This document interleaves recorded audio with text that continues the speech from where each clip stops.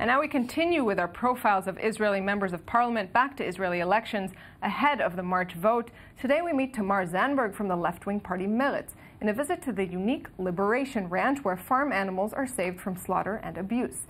i24 News correspondent Shachar Peled accompanied her quest for animal rights.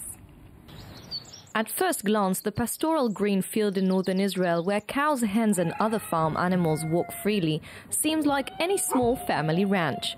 But a closer look reveals a story of survival, as these animals were saved from slaughterhouses and factory farms. Visiting the place is Israeli parliament member Tamar Zandberg from the left-wing party Meretz. An animal rights activist herself, she takes a glance at the work of the young revolutionaries. Everything was filled with trash, and we came here and we took everything and we made it like it looks now. So yeah, it looks amazing.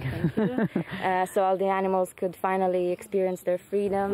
What kind of help do you need? From defending animals against abuse to promoting vegan kitchens in official state institutions, Zandberg is now trying to increase awareness of farm animal sanctuaries and the atrocities of factory farming. The animal industry is the biggest polluter in the world, and this is just an industry that produces more and more, and it doesn't feed the people who need it.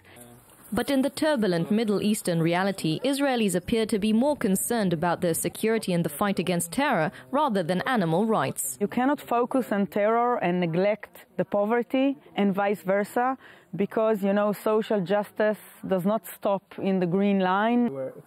Zandberg herself does not stop with animals, one of the parliament's most active legislators. With over 380 law proposals in the past 20 months, she is committed to her agenda, which includes promoting urban planning, public transportation and fighting discrimination. Earlier this week, Meretz made a shift in its campaign and stood out against Labour Party leader Herzog, although announcing they will recommend him as premier.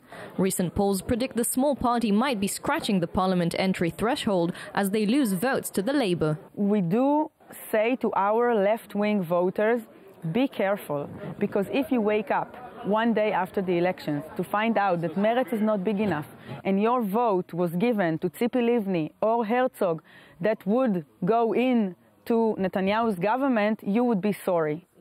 But as the threshold knife looms over her party, Zandberg remains calmly optimistic, truly believing change in the perception of the Israeli society is possible. It is within our ability to convince our Israelis to choose differently, to choose for change.